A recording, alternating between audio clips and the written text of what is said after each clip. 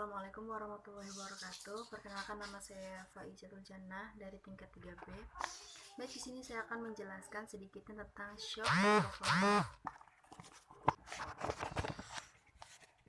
Shock merupakan kondisi mengancam jiwa yang diakibatkan ketidakmampuan sistem sirkulasi menyuplai oksigen dan nutrien ke jaringan, yang ditandai dengan hipoksia dan ketidakadekuatan fungsi sel yang menyebabkan kegagalan organ dan potensial kematian. Sedangkan menurut Landenick-Knock, shock merupakan sindrom klinis bukan diagnosa yang terjadi akibat menurunnya tekanan darah secara persistem yang menyebabkan perfusi memburuk serta malfungsi organ vital yang disebabkan oleh hipovolemi, kardiogenik, sepsis. Sedangkan untuk shock hipovolemi adalah kehilangan cairan dalam waktu singkat dari ruang intravaskuler. Untuk menyebab shock hipovolemik itu terbagi menjadi 3. Yang pertama perdarahan, yang kedua kehilangan plasma, yang ketiga kehilangan cairan ekstraseluler. Untuk perdarahan ini bisa terjadi karena adanya perdarahan luar yang terlihat seperti luka yang terdapat di luar, dan untuk perdarahan yang tidak terlihat seperti perdarahan dalam saluran cerna. Yang kedua kehilangan plasma. Kehilangan plasma ini seperti luka bakar dan pankreatitis. Dan untuk kehilangan cairan ekstraseluler itu yang pertama itu muntah, terus diare dan dehidrasi. Tanda gejala pada pasien shock hipovolemi yaitu yang pertama, pasien terlihat lemas, tekanan darah menurun atau hipotensi, akral dingin, denyut nadi cepat, pucat, cemas, gelisah, frekuensi urin menurun. Shock hipovolemi yang disebabkan oleh perdarahan disebut juga dengan shock hemoragik, dan dibagi menjadi 4 bagian. Yang pertama itu perdarahan tingkat 1, darah hilang 15% dari total volume tubuh dengan ditandai nadi yang lebih cepat. Dan untuk perdarahan tingkat 2, hilang 15-30% dari total volume tubuh, nadi meningkat, suhu tubuh dingin, cemas, napas meningkat, tekanan darah menurun. Dan untuk perdarahan tingkat 3, hilang 30-40% dari total volume tubuh dengan tanda gelisah, frekuensi buang air kecil menurun, nadi meningkat, akral dingin, cemas, napas meningkat, tekanan darah menurun.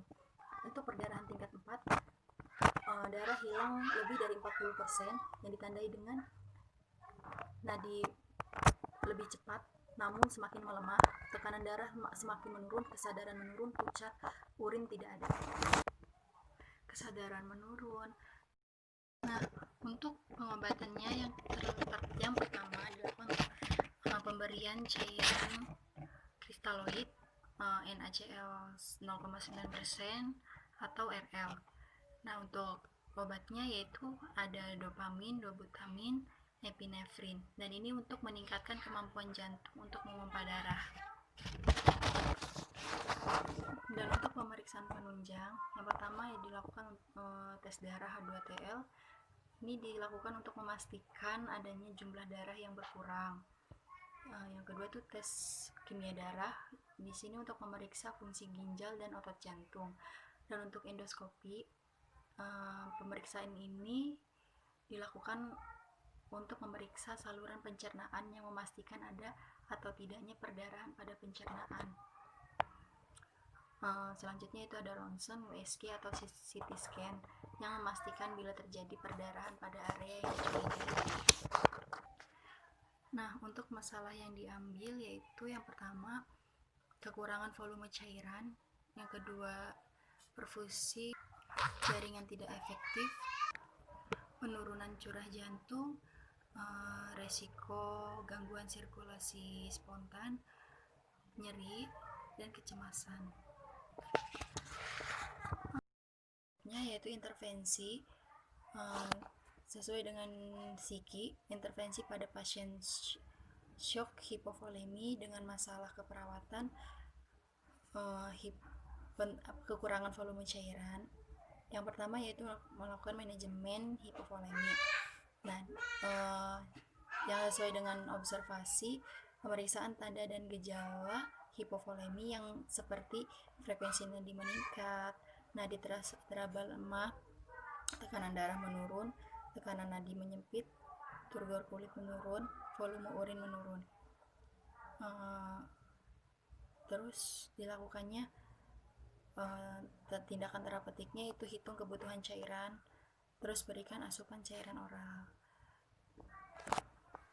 Nah, untuk selanjutnya yaitu dengan masalah keperawatan perfusi jaringan tidak efektif, dilakukannya intervensi yang pertama yaitu perawatan sirkulasi atau manajemen sensasi perifer.